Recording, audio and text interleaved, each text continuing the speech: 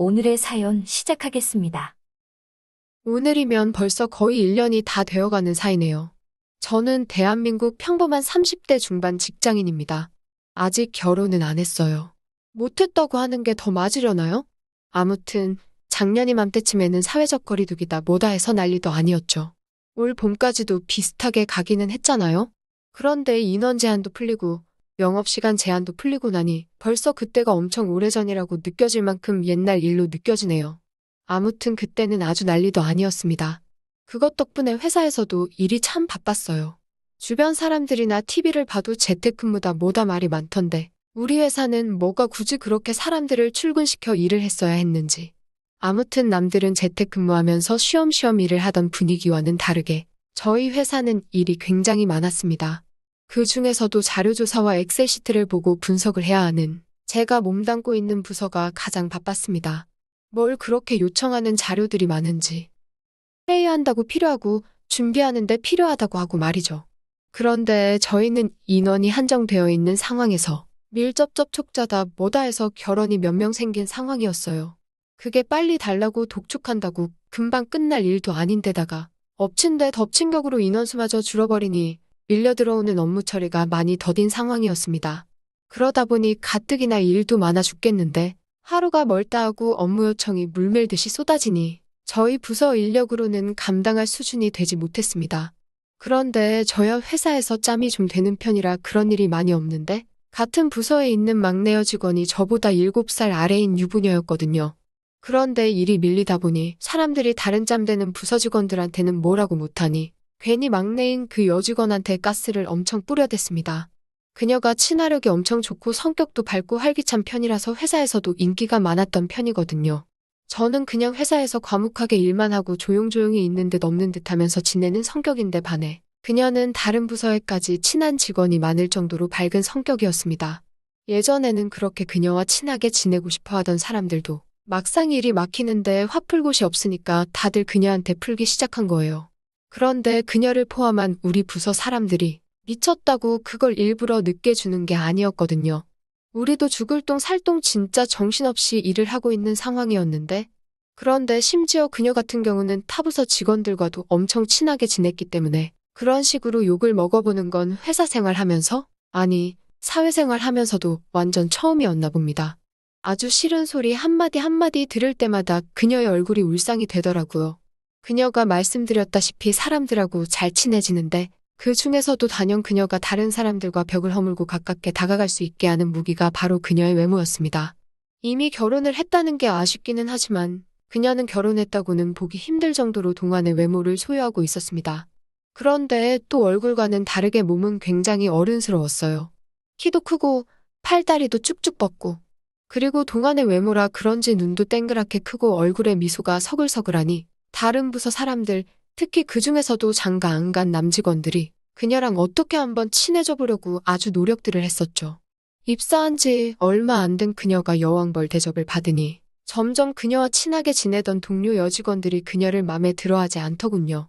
그녀가 딱히 밝히지 않으려고 한 것도 아니고 남직원들이 알아서 꼬이는 상황이었는데 그녀를 시기 질투하던 다른 여직원들이 그녀가 유부녀인 걸 숨겼다. 남자들한테 꼬리를 치고 다닌다. 이런 식으로 나쁜 소문을 내기 시작했어요. 처음에는 그녀가 결혼을 했든 안 했든 어떻게 해보겠다 하던 남직원들도 그녀랑 말 한마디만 나눴다 하면 다른 여직원들이 아주 인간 쓰레기 대접을 받을 만큼 나쁜 소문을 만들어버리니 급기야는 그녀 근처에 파리떼처럼 꼬이던 남직원들이 하나둘 떠나가기 시작했고요. 그러는 와중에도 자기한테 기회가 올 거라 굳게 믿는 그 외 몇 명의 남직원들은 끝까지 그녀를 따라다녔지만요. 그런데 그녀한테 가니고 쓸개고 다 빼줄 것 같이 행동하던 남직원들마저도 일 때문에 자기들이 욕을 먹는 상황에 처하니 한순간에 돌변해가지고는 그녀한테 이거 안 주냐, 저거 안 주냐, 좀 빨리빨리 해달라 정신없게 독촉을 하고 있으니 아무리 긍정적이고 밝은 성격을 가지고 있던 그녀라도 그 현실을 감당하기 힘든 것처럼 보였어요. 여태까지 회사에서 있었던 일들로도 마음의 상처가 참 많아 보였습니다. 그런데 또 부서에서도 막내 직원들이다 보니 부서 내에 다른 직원들이 귀찮고 하기 싫은 온갖 잡다한 일들은 다 그녀한테 맡겨버리고 해서 그녀가 해야 할 일의 양도 상당히 많았습니다. 그 와중에 저는 그녀한테 그런 식으로 짬 처리하는 일도 하나 없었고 오히려 그녀한테 일이 너무 몰리는 것 같으면 제가 하던 일이 있더라도 그녀한테 가서 고생이 많다고 한 다음에 제가 몇 개는 도와주겠다고 하고 제 일을 조금 미루면서 그녀를 도와줬습니다. 그러니까 그녀 딴에는 그게 엄청 감동스러웠었나 봐요. 모두가 자기를 힘들게 만드는 와중에 오직 저 하나만이 그녀를 도와줬으니까요. 처음에는 고맙다고 편의점 같은 데서 자양강장제 같은 거 한 병씩 사다가 과장님 마시세요 하면서 주더라고요. 그러다가 그게 집에서 직접 내려가지고 온 커피 같은 걸로 바뀌고 며칠이 또 지나니 저 먹으라고 도시락을 싸왔다고 주더군요. 그런데 그전까지는 그냥 그녀가 건네주는 대로 고맙다고 먹고 그랬는데 도시락을 받으니 기분이 묘하더라고요. 그녀가 결혼을 안 한 평범한 여자였어도 기분이 이상했을 것 같은데 다른 사람도 아니고 이미 가정이 있는 여자가 싸준 도시락을 건네받으니 그거 참 그 기분이 말로 표현을 하지 못할 정도로 묘했습니다. 무슨 기분인지 아실 거예요. 임자 있는 여자가 저한테 필요 이상으로 과잉 친절을 베푸는 느낌이라고 해야 하나요?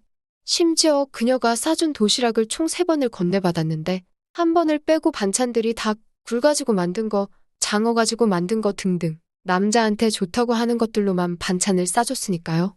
그래서 저는 그걸 그녀가 저한테 보내는 신호가 아닌가 하는 느낌을 받았습니다. 그와 동시에 이 여자가 혹시? 하는 생각도 들었지요. 같이 자주 지내는 친구에게 이 상황을 자랑처럼 말했더니 그게 말이나 되냐고 하면서 오해하지 말라고 하더라고요. 오해는 무슨 오해냐고 했더니 딱 봐도 남편 거 도시락 챙겨주고 남은 걸로 제 것을 싸준 게 아니겠냐 하더라고요. 그 말을 들으니 도시락 반찬의 상황이 왜 그랬는지 딱 이해가 가더라고요. 제가 오해를 했구나 싶었습니다. 그런데 또 그 사실을 알고 나니 그녀가 싸주는 도시락을 받는 게 왠지 시큰둥해지더라고요. 그녀와 제가 친하면 언제부터 친했다고. 그런데도 그녀와 엄청 오래 붙어 다닌 것처럼 오해를 해버리고 말았네요. 그래서 괜히 그녀의 남편에게 질투가 나기 시작해서 저도 모르게 그녀가 그 다음에 가져다 준 도시락은 안 먹는다고 거절했습니다. 그랬더니 그녀가 쩔쩔매면서 혹시 입에 안 맞으셔서 그러냐고 엄청 당황을 하는데 저 정도로 당황할 줄 알았으면 그냥 거절을 하지 말 걸 그랬나 하는 미안한 마음도 살짝 들었어요. 아무튼 그녀랑 급속도로 가까워진 상황이기는 했는데 싸다 주는 도시락을 안 먹는다 하니 그녀 입장에서는 또 자기 때문에 제가 난처한 상황에 처했나 하는 식으로 생각하더라고요. 그래서 그녀도 더 길게 말하지는 않았는데 그녀가 그래도 제가 계속 도와주는 게 마음에 걸렸는지 그러면 이 바쁜 시기가 다 지나가고 나면 자기가 밥을 한번 사겠다고 하는 거예요. 의뢰 그냥 하는 립 서비스인가 싶어서 저도 대수롭지 않게 비싼 걸로 먹겠다고 받아쳤는데 그러라고 꼭 먹고 싶은 걸로 고르라고 하는 걸 보니 진심인 것 같아 보였습니다. 그래도 따지고 보면 제가 직장 선배인데 어떻게 저보다 후배한테 그것도 아무리 결혼은 했다지만 저보다 훨씬 어린 여자한테 밥을 얻어먹을 수 있겠습니까? 그래서 그러지 말고 그러면 그 밥은 제가 쏘는 걸로 해달라고 했습니다. 그러니까 그녀가 그건 과장님 하는 거 봐서요. 하고 대화를 능숙하게 넘기는데 정말 친화력 좋고 애교 많은 여자와 살면 매일매일 이런 기분이겠구나 하는 생각이 들어서 처음으로 타인, 그러니까 그녀의 남편을 부러워하게 되었습니다. 아무튼 그러던 어느 날이었는데 그녀가 갑자기 저녁을 먹자고 하더라고요. 일이 다 마무리된 것도 아닌데 갑자기 싶었어요. 예상대로라면 우리 부서가 넘겨야 할 이 바쁜 시기는 앞으로 2달은 더 필요했거든요. 그래도 제가 뭐 저녁에 딱히 일이 있는 것도 아니고 제가 올해로 36이지만 회사 근처에 원룸 얻어서 자취를 하고 있는 와중이었고 그 당시 회사 일이 너무 바쁘다 보니 밥 같은 거 잘 차려서 먹을 기력은 없고 매번 편의점 도시락이나 컵라면으로 때웠었거든요.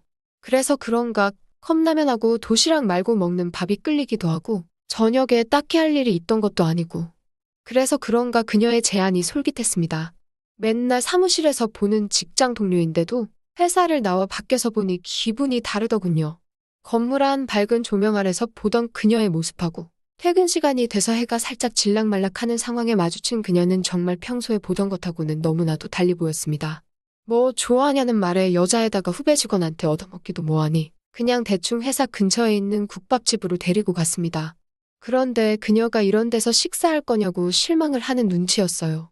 다른 데로 고르라는 그녀의 말을 애써 못 들은 척하면서 들어갔는데 그녀가 고작 이런 거 사주려고 자기가 밥 먹자고 한 건 줄 알았냐면서 계속 뭐라고 하더라고요. 그러더니 제가 기본 국밥을 시키려고 하는데 그녀는 대놓고 술국을 시키더니 곧바로 소주도 2병 시키는 거예요. 아주머니가 기본 반찬도 셋업하기 전에 소주하고 잔을 가져다 줬는데 그녀가 난데없이 소주를 까서 혼자 따라 마시기 시작하는 겁니다. 제가 잔을 채워줄 새도 없이 두 번째 잔을 채우길래 제가 나머지는 먹을 거 나오면 마시자고 말렸습니다. 셀프 코너 가서 반찬이라도 미리 가져다 주고 싶었는데 그거 가지고 오면 그거대로 술을 때려 부을 것 같아서 말렸어요. 음식이 나오니 기다렸다는 듯이 잔을 채우려 들길래 제가 병을 뺏어다가 한 잔 따라줬습니다. 대중교통을 이용해야 하니 사실 퇴근 후에 술 마시는 걸 그렇게 좋아하지는 않는데 저렇게 마시고 있는데 그녀의 빈잔만 채워주기도 그래서 저도 같이 따라 마시기 시작했어요. 그렇게 주거니 받거니 시작한 술인데 국밥집에서 나올 때가 되니 테이블 위에 소주가 4병이 까져 있었습니다. 평소 주량이 2병이라고 생각했는데 앞에 회사에서 제일 예쁜 여직원이 그것도 결혼까지 한 여직원이랑 마주보고 술을 마시고 있으니 긴장이 된 건지 술이 하나도 취하지 않고 말똥말똥 하더라고요. 그런데 그때 당시에는 영업 제한이 있어서 24시간 국밥집도 10시까지밖에 하지 않아서 저희가 그만 마시려고 했어도 이미 가게가 문을 닫아야 했기 때문에 나올 수밖에 없었습니다. 배도 부르고 오랜만에 술도 넉넉히 먹은 것 같으니 만족스러워서 그냥 택시를 타고 집에 갈 계획이었습니다. 그랬더니 그녀가 어떻게 술을 잔뜩 먹인 여자를 두고 혼자서 택시를 잡고 집에 돌아갈 생각을 하냐는 겁니다. 회사에서는 서글서글하고 조신한 이미지였는데 술이 좀 들어가니 약간 막무가내 기질이 있더군요. 그래서 그녀에게 그럼 집에다 데려다 준다고 하고 택시를 잡았습니다. 그런데 그녀가 사는 곳을 보니 저희 집에서 엄청 가까운 곳이더라고요. 걸어서도 갈 만한 거리이길래 그래서 그녀한테 미안하지만 내가 사는 곳이 먼저라서 제가 먼저 내려야겠다 말했습니다. 그때부터는 그녀가 취기가 올랐는지 참 저를 그렇게 안 봤는데 엄청 딱딱하게 군다고 뭐라 하더군요. 회사에서 온갖 매너 좋은 척은 다 하더니 어떻게 여자를 버리고 갈 수가 있냐고 주정을 부리기 시작하는 거예요. 그런데 그 모습을 보니까 여태까지 이미지가 아니다 보니 좀 깨기 시작했습니다. 진짜 결혼한다면 저런 여자랑 해야겠다 그런 생각을 했는데 저런 고약한 술버릇을 가지고 있었으니 말입니다. 아무튼 택시는 그렇게 제가 사는 집 근처에 도착을 했고 골목으로 들어가야 하니 그냥 대로변에서 내렸습니다. 집에 남편이 기다리고 있을 텐데 도착해서 잘 들어갔다고 전화하라고 말까지 하기는 너무 오지랖인 것 같더라고요. 알아서 남편한테 연락해서 들어가겠지 해서 그냥 말없이 내렸습니다. 그리고 골목으로 들어가려는 찰나였는데 어디선가 저 멀리서 아주 괴성을 내지르면서 누군가가 제 이름을 부르더군요. 술 기운이 잔뜩 올라온 그녀였습니다. 그녀는 결국 택시에서 저를 따라 내렸나 보네요. 그런데 저는 골목 쪽으로 들어가야 하니 그녀가 제가 시야에 안 보이니 동네가 떠나가라 제 이름을 괴성을 지르면서 부르고 있었던 겁니다. 그렇게 저는 다시 그녀한테 돌아가서 조용히 좀 하라고 부탁을 했어요. 그녀는 연신 과장님 자꾸 그렇게 딱딱하게 굴 거냐면서 비틀거리면서 몸도 제대로 못 가누는 주제에 저보고 저희 집에 가서 술이나 좀 더 마시자는 겁니다.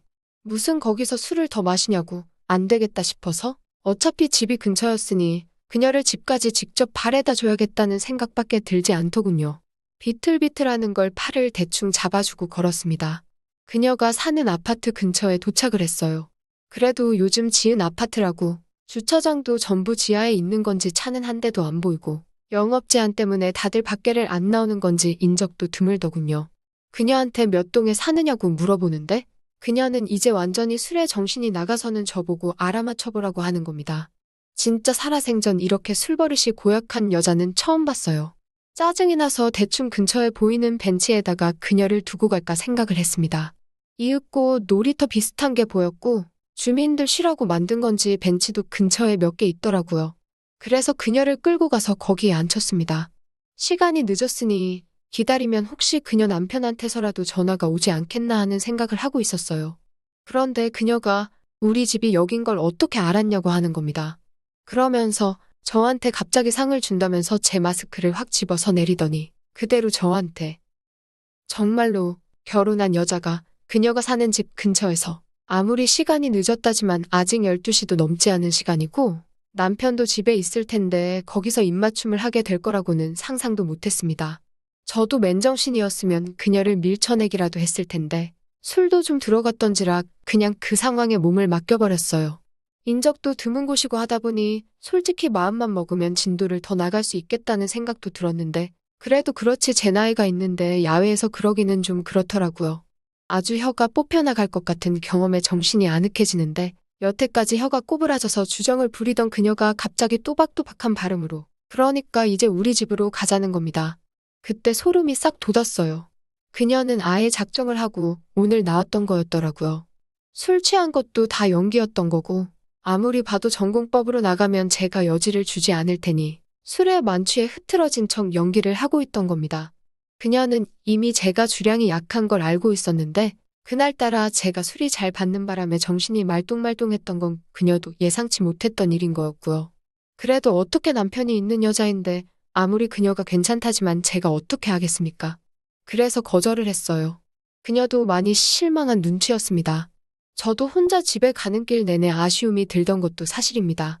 그런데 그 다음날에 회사에 출근하니 그녀는 다시 다른 사람들 앞에서는 조신한 척을 하면서 저한테 와서는 남들한테는 들리지 않는 말로 오늘은 준비가 됐냐고 하면서 아직도 자기 마음은 유효하니 제가 준비만 되면 언제든지 불러달라고 하는 겁니다.